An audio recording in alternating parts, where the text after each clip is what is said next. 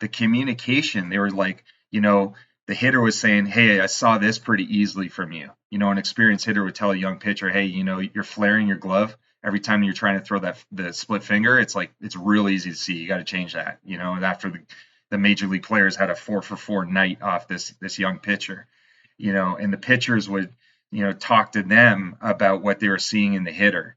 There was all this like intercommunication from the opponent to the opponent, that they were learning from each other. They were learning, in my opinion, much more from each other than the coaching staff, because they were breaking each other down specifically.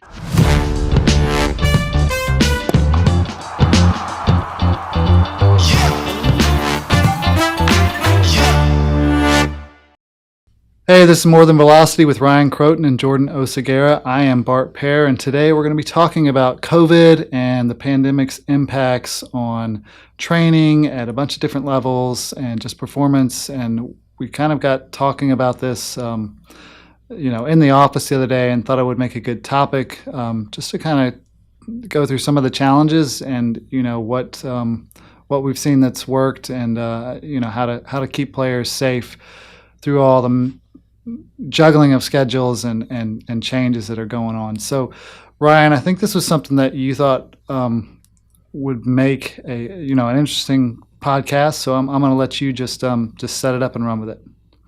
Awesome. Yeah, I think the listeners out there should be aware of what people in Major League Baseball had to go through during COVID and how we circumvented some of the issues that we were facing there. And I think what can be taken from this is that if this travesty, if it happens again, we'll be better equipped to being able to handle the challenges that occurred with not being around each other and coaching, and being limited by equipment. So I'll kind of start from my perspective and give a little insight before the season. So the interesting thing, things shut down for us as a team because we had a well-known basketball player who came to our camp. And as the NBA was shutting down, this individual actually was a possible COVID case. And so as a result, we stopped our practices altogether in spring training, and we're basically advised for everybody to go home and to wait to hear whether we were going to reconvene. And it was a real shock because, we were seeing how COVID was going on all around us, and people were not in the clubhouse. The testing wasn't available. So, a lot of the things that we take for granted in Major League Baseball, especially like signing autographs, and holding player interviews, they started to become less of a thing, to the point where players weren't even wanting to touch pens from kids, and the fans were also held back from being around our practices. And if any of you guys have gone to the Angels spring training, it's amazing because the fans are allowed to stand near the gates in Tempe. So there's actually standing room where the team goes to practice on the lower fields, and you actually have to walk by people. You have some of these marquee athletes, the best in the game, the Shohei Ohtanis of the world and the Mike Trouts. They're walking right by you, and it's pretty special. It's not usually typical for most major league teams, but when this happened, thank the Lord that when I was brought in, we changed our training to become fully electronic. So before I came in, our training with the Los Angeles Angels was all in pen and paper, and it was in cabinets, and there was no way to extract data, and that was what I was interested in, is qualifying strength and performance in training, projection and making changes. So we took in a technology in which we could electronically program athletes, and we had multiple training calendars. So there was a lot of individuality as far as your position, your tier, as far as your training age and your experience, your movement competency, your positional need was really at the forefront. And so we had all these calendars built, and we started to develop a body weight calendar so that we knew that, as this happened and we were sent home, we were not sure as a staff what was going to happen with the gyms. And we felt like, okay, if people aren't congregating anymore, this could potentially happen in the public arena where athletes don't have a place to train. And so, on just preparing for the pandemic, we created these elaborate body weight training calendars or minimalist equipment training calendars. And when the players were at home and they were going to gyms, and then all of a sudden it shut down, we didn't have a huge shift in training. The only thing that we were affected by was loading. And at the time, I didn't really know much about crossover symmetry. And we were looking for companies that could facilitate, the training during this time for athletes, at least giving them some kind of resistance. So, that was a big challenge for us, is identifying the right equipment. And now we know, I mean, the equipment that we have with crossover symmetry is phenomenal. I've been using it, and I think it would be a perfect solution in that particular circumstance. But we went with another company that made other equipment, and we were using things like cuff weights, things that I would never recommend now, being that I've been exposed to higher resistance training. But I will name a player in this COVID experience who was absolutely fantastic. His name's Ryan Buchter. He's a pitcher for the Arizona Diamondbacks, I believe, at the moment, reliever. But he just said, he was a new guy to the team from the Oakland Athletics. He said, "Hey, what are we going to do about our minor league players?" He called me, and I said, we're managing, we're doing body weight training. There's a lot of plyometrics. There's a lot of high speed decelerations that we're integrating with them. Some of our athletes have kettlebells. They have minimal equipment. He said, "You know what?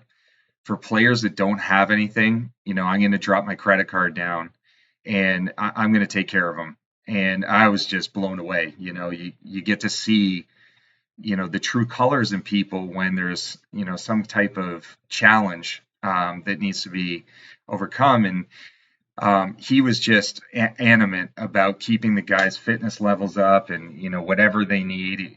We had Albert Pujols, phenomenal person. Not many people are able to be around a Hall of Fame caliber person like this, but he was instrumental in helping out the furloughed staff in the Dominican Republic. So, that entire staff, they couldn't work. They weren't getting paid. And Albert, we always think of these guys, yeah, they got tons of money, but you know what? There's a lot of money that they're spending on people that they're not getting back. And he paid for all their salaries, when the team didn't, which was absolutely amazing. And I was just so proud to be around a player like that. And those two guys were exceptional. But my staff was hit. So, I was managing a staff between 15 to 17 people, and all of them were furloughed except myself and the major league coach. So now, you have this huge training demand. We have like 300 players that we have to facilitate. And, my coaches were phenomenal in terms of making adjustments and programs constantly. So, that whatever the data we could take in, there was always a pivot to get an athlete in an optimal position, and they were no longer there. So, I'm programming and I'm continuing on what we have in our training calendars, and it's going well. And I'm just hoping for daylight where we bring our staff back, or the season's going to happen. We're waiting with trepidation, like what's going to happen. The players are disagreeing with the MLB bureaucrats, and we're just This was last year. About what time was this? Yeah, so this was happening. So I would say all of this stuff was happening starting in May. We got notice that hey, you're not going to have your staff, Ryan, and you just got to keep the lights on, and that's for me as a director level position, that's not good enough. I don't want to just hear, hey, we're just going to keep the lights on. We're going to spoon feed athletes, a watered down version of what we normally give them. So I was going kind of crazy just all day, getting up at 7 a.m., going to bed at 7, finishing at 7, and making sure that athletes had what they want. I was texting athletes which my coaches, you really, as a director, when you take on the role of the people that work for you, it's amazing to understand what they actually do. But, just simple communications of trying to chop down and speak to about 15 to 20 athletes a day by text, it takes a while to make sure they have all their nutritional equipment. Hey, how are you training? Have you experienced any orthopedic issues in the past little while? Are you able to throw with a partner? Like, a lot of these guys, they needed equipment to be able to throw, like, some products, like they make an oven mitt where you can throw into this oven mitt that's secured to your arm. I forget what it's called, but that was something we needed to use because guys couldn't be around each other. But we didn't want to have the real staggering effects of what can happen in detraining. For anybody who's a workload specialist or really interested in that, when you take time off, you change the floor level of the workload. And what I worried about is that if the floor gets too low and now we come back, as a major league team and it's all of a sudden systems go, that's just an acute spike. We're going to have a ton of injuries. So we really did, I think, a really great job during the pandemic.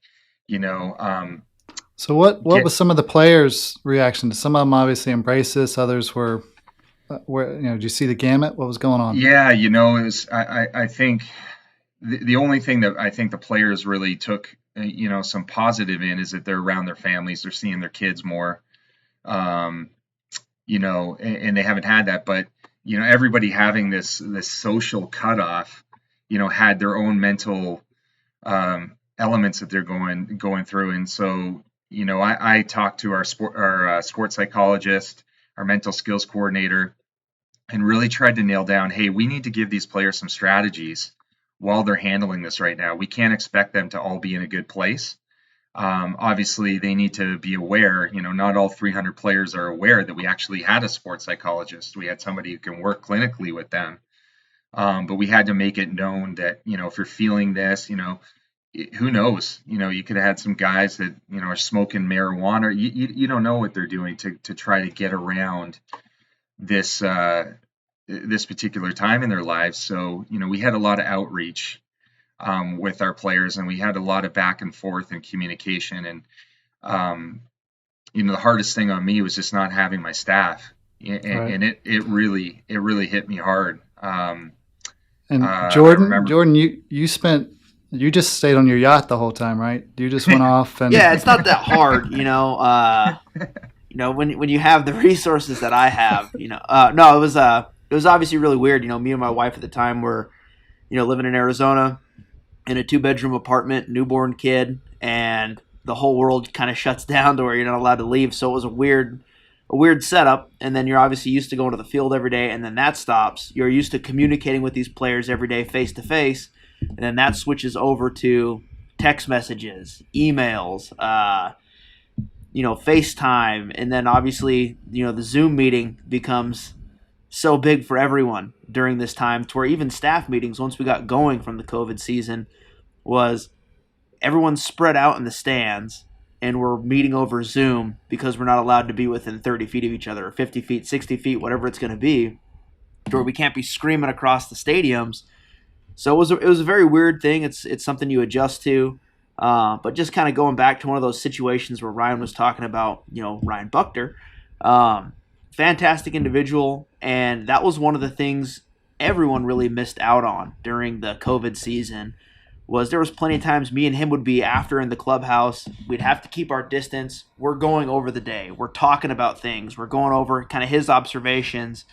Hey, here's something I saw, where normally that's where a lot of learning takes place, to where, hey, get out of the clubhouse. The security comes through. You guys got to get out. The cleaning crew is coming in. So then we go into the parking lot. We're talking in the parking lot. Hey, guys, you have to leave. We're not allowed to be here. You got to wrap it up. You got to move. So these conversations where you're normally able to connect with people on that personal level, which is, that's what sport is. That's what coaching is. It's connecting with people on a personal level. Those weren't allowed to happen in the same way they normally do.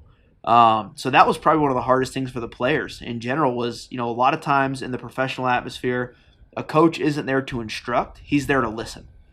and that got taken away pretty heavily. And you saw some guys were okay with that, but a majority of guys really struggled in that aspect. And what I noticed too on the training side is it was almost split right down the middle. You had some guys who said, you know what, COVID's happening, we may not be playing. I'm going to invest in myself. And they go out, they buy a net, they put it in their garage or a portable net that now they can put out in their front yard, in the driveway of their apartment complex, and they're just throwing into a net. They're doing anything they can to stay active. They're buying the appropriate tools. Some of the guys were sending me pictures of a squat rack they had. It would not hold up to any type of standard. It's not a Rogue Fitness or whatever those other ones are out there. This was handmade stuff, looking like a birdhouse in a sense, but they were getting it done. They're finding ways to, hey, I learned on whatever how to make weights out of cement. It's like, all right, good for you, man. Whatever's getting the job done. And they were just figuring it out. And you had those 50% that said, I'm going to go invest what money I have into myself on my minor league budget. And then you had another 50% that said, hey, I don't think we're going to play. Let's just use this as an extended, off time. And then you really saw the difference when guys came back, when they got going. And you see them reaping the rewards of that now. You have some guys that are skipping levels after spring training, and then you have other guys that are going back to repeat. And it all came down to, are you willing to make that investment in yourself as opposed to waiting for someone to do that for you? Yeah. Yeah. I mean, one of the things, so, I want to touch on our product because there's two things you worry about. I remember when they came back on site. So I'll kind of walk you through.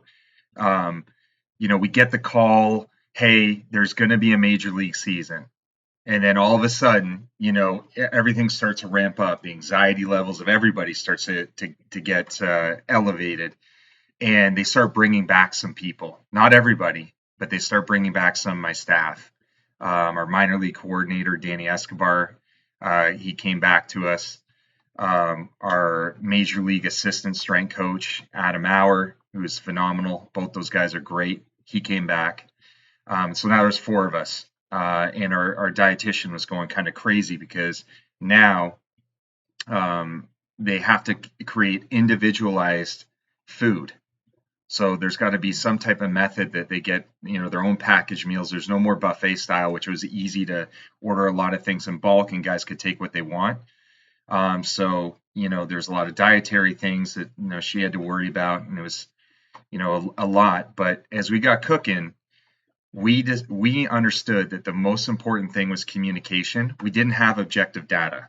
You see, it would have been much easier if we had the ArmCare platform, because I could just go on the coaches portal and be like, okay, this guy, and this guy, they need a little bit more remediation work. Their shoulder strength isn't where they need to be. Alert the pitching coaches, alert the manager. I was at the alternate site, so I had all the prospects essentially and some of the guys that were going to be up and down players at the major leagues, and that we could have managed them a little bit more. But we didn't have that information going in. So all we had were really Google Forms to provide surveys to understand where the athletes are at. Hey, did you lose weight? How much weight did you lose during COVID? We couldn't analyze their body composition, but we thought, okay, if they've lost weight, we can assume there's some lean mass losses. We got to be careful. Two of the things you worry about obviously is throwing and high speed running, sprinting. And so we had to indicate to them, did you get out and sprint? How often? What distances? What intensities? Because we need to have the right paradigm in terms of preparing the athlete, in the first few days of spring training. How much running are we going to do?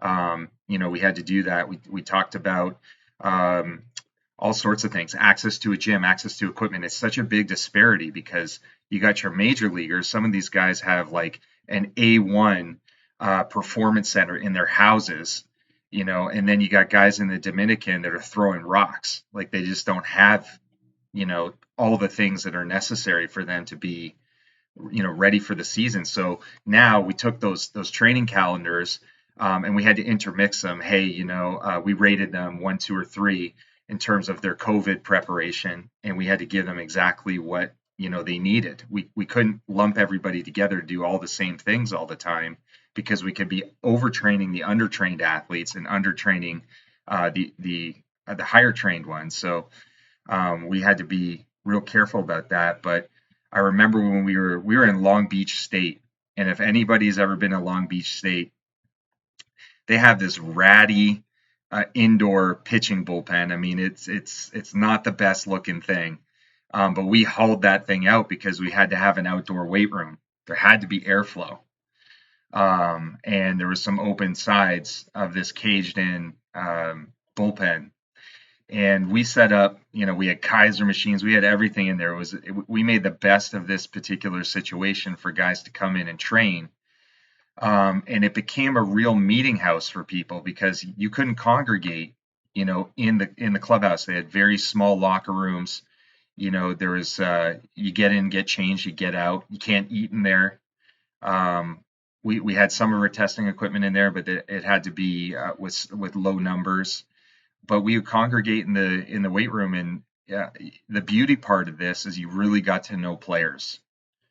And for people who are out there in sports science and even the directorship level people who might be listening to this, you need to make connections with your athletes. And I didn't realize how impactful it was for us to talk to them. And Jordan, we had all this intermixing in this weight room of people. It wasn't like, hey, the strength staff, you guys just handle them in this location. We had pitching coaches coming in, coordinators coming in. Jordan is our pitching analyst coming in. We're all talking about the athlete, talking with the athlete. So we're having all these informal meetings that were absolutely critical to the advancement of our players during that time. Assuming things go back to normal, what would you keep? Okay, in my particular opinion, the thing that I loved most about this COVID shortened season is that the teams were mixed. So, for instance, you have some guys that are major league caliber playing with some A-ball players, some of our top prospects in A-ball on the same field. In fact, Jordan and I got to play outfield. I had the most fun in my life. They didn't have enough outfielders, and we're playing outfield with major league players. I mean, it was like fantasy camp. And it was a blast. I loved it playing with those guys. But the fact after these games, when the players would come in, so the pitcher would come out of the game and the hitter would come out of the game at night, and they'd be training together. Like opponents never work out together after games. I mean, some of them we don't know. There's something like unwritten rule that you're not supposed to go and see your buddy on another team after the game, but people do. But the communication, they were like, the hitter was saying, hey, I saw this pretty easily from you. An experienced hitter would tell a young pitcher, hey, you're flaring your glove every time you're trying to throw the split finger. It's like, it's real easy to see. You got to change that. And after the major league players had a 4-for-4 night off this young pitcher, and the pitchers would, talk to them about what they were seeing in the hitter.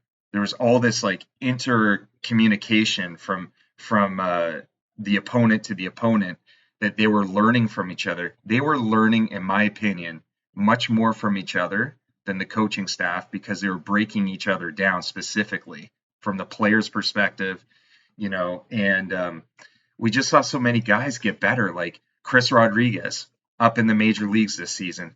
I don't know if he would have had the same pathway, that fast to get to the major leagues from, I think it was in high A before he got hurt, and then he skyrocketed through because they spent a lot of time. Here's a guy. He was going to skyrocket regardless. Well, throwing high 90s, pitching to guys that were had major league time, like the best batters that this kid's ever faced, and they were just so good with each other. And for me, like, in the player development side, if teams decided to do this, if they decided, hey, we're not going to play so many spring training games, but we're going to play each other and mix talent pools, there may be more of that. And it's like, it's amazing. It's like, think of yourself as a ninth grader, in mathematics, and you get to sit in a first year calculus class in college. You're seeing these upper level athletes. What do they do? And they're talking about their strategies and how they prepare. The young players are watching the older players get ready for games, and the things they're doing. Pitchers are talking about each other's grip. I watched a player. I really enjoyed watching this player from a team perspective. We had him. His name was Keenan Middleton. He's with the Mariners, but he would sit in and watch the young guys throw bullpens. He wasn't even throwing.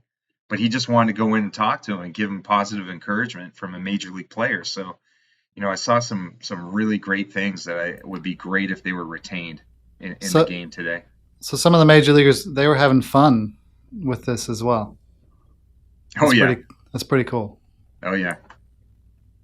Yeah. How about you, Jordan? Anything you would like to keep from this? I personally enjoyed, and again, this is something me and Ryan have. I don't know how long we've been trying it. When we were but most of our time was spent in extended. We were based in Arizona. We did a lot of our work out of the complex, and we wanted to see more inter competition between our pitchers and our hitters, as opposed to always going and playing, Giants black or Giants orange every other day, or Reds one. We wanted to have more competition within ourselves so we could create those scenarios we wanted to create. And the COVID season kind of forced that to happen.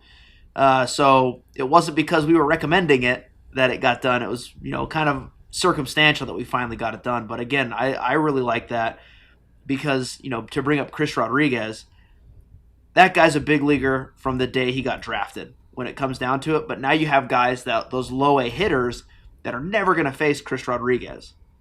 Now they have to face Chris Rodriguez in the alternate site, and they're learning a lot more out of that one at bat than Chris Rodriguez is getting out of facing them. So it's helping that player.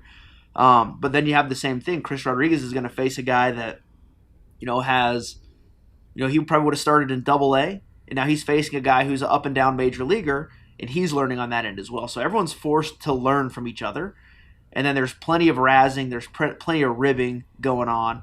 And it brought it back more towards the college atmosphere as opposed to, I want to call it the sterility of professional baseball. Like everyone, like Ryan was saying, you get into pro ball. Hey, don't talk to your buddy over there. Well, why? It's not like they're grading you on the wins and losses in the minor leagues, anyways.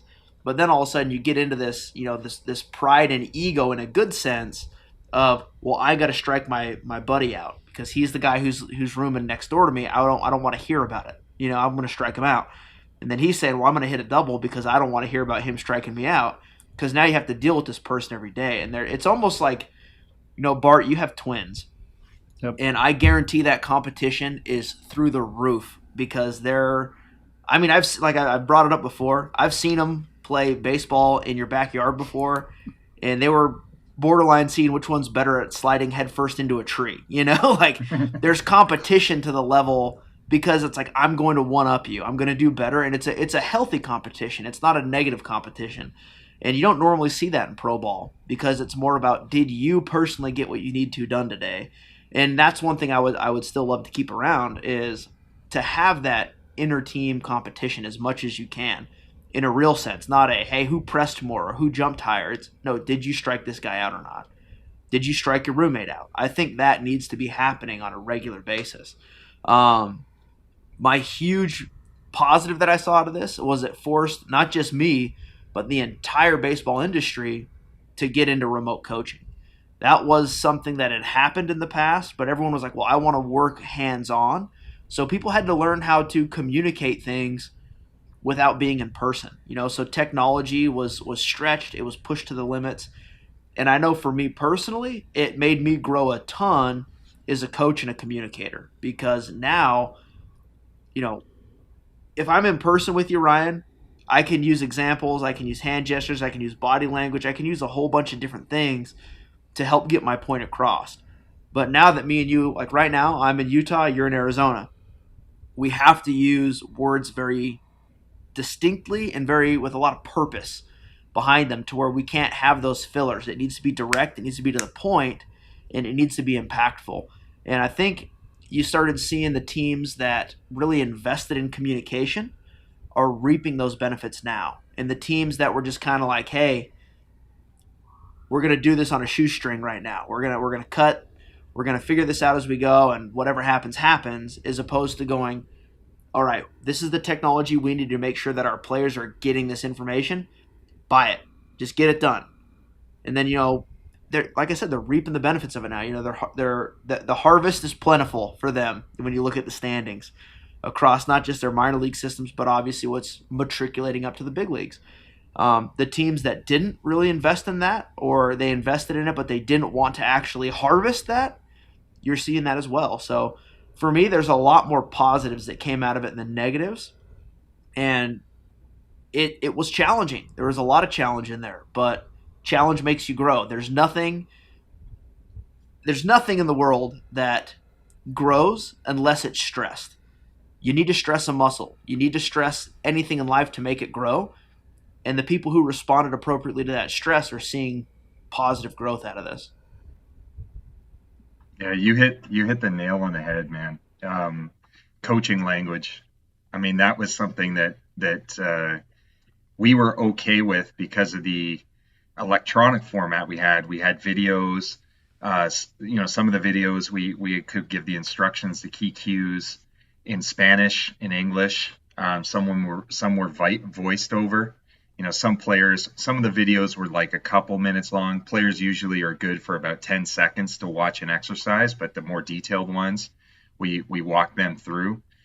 And you think about the language barriers in baseball. Think of the fact that we have Latin players, and now our staff in the Dominican are unavailable. And that's a huge strain. But we were okay in the strength side, but in other areas it might have been very challenging.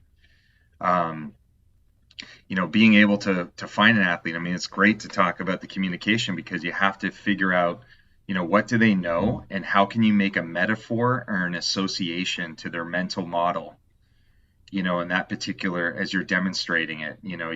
Let's just say we're talking about a one arm row, and we're coaching it, and an athlete's not with us, and we don't want them to tighten in their elbow and rub their elbows by their side when they row so that they dump their shoulder forward. We have to say, pretend there's an orange in your armpit.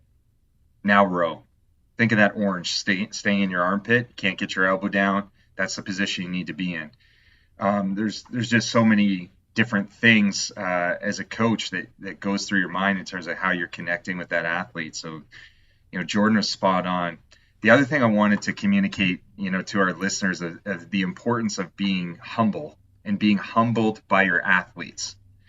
So there was an undertaking towards the end of our COVID shortened season where our front office they really wanted to know what was going on with our pitching program.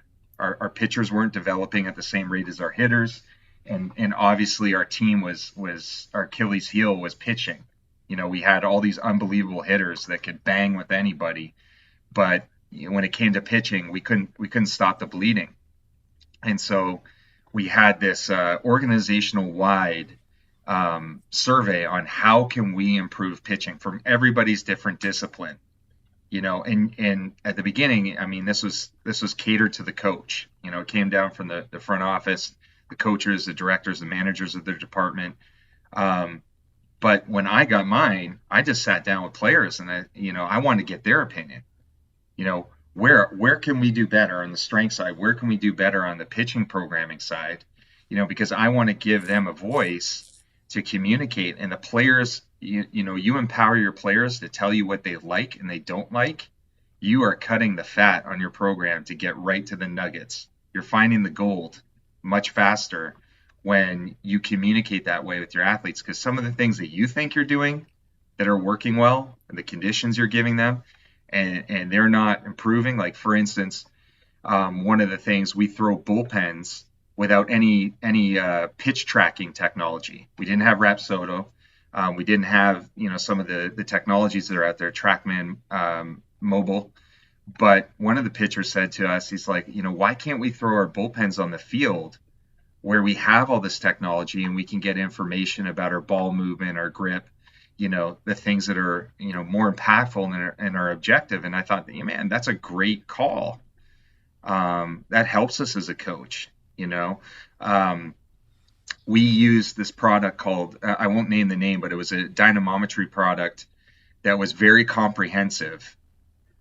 And the players, they complained because they were coming in cold, and we didn't have a ton of time in the COVID shortened season. Like, we had to be in there and out of there in 5 hours. It was the most streamlined baseball. So when it came to monitoring, every team probably had a significant challenge with how to get athletes in and spend the time to actually analyze them. But they were coming in cold to get them in. Hey, once you get there, let's go in. We're testing, and they're doing a max strength test, a max isometric test. And a lot of the athletes said, hey, can we just have a standard warm up that we go through before we do things like this? Because he's like, although I'll give you the effort I can give you, I'm not really ready. And I just didn't get that concept in my mind, because I thought the more important thing is we need the strength stencil to change the programming or to communicate when the arm isn't doing well. Because if you have an injury at this reserve camp at the alternate site, that's no good, because if a major leaguer goes down and now somebody who's injured at your camp isn't available, that puts the team at a significant loss. So, just getting that information back from them and empowering the player was so good, I felt, for the future development of the team. Very cool. I have to admit, when you said, hey, let's talk about COVID, I had no idea where this was going to go. But the image of you two guys playing outfield was worth the whole conversation. So before we wrap it up, anything else? I think the biggest thing that came from it was it made people trim fat out of their schedule. Because that was one of the biggest things that I always complained about is, you start coaching in the private industry and you get, 30 minutes with a player and you have to get something done in 30 minutes. And then you coach in the college atmosphere, you have of your own personal time, it's like you get 45 minutes with the pitchers, you got to start impacting those guys right away. And then you have your team practice, and then it's like, hey, they got to go to class, get them out of here. And then you go into pro ball, and it's like, hey, what do we have? We're going to play catch for 12 minutes, and then we're going to go sit at our lockers. Then we're going to come back outside. We're going to stand in the outfield for an hour. Then we're going to go sit at our locker.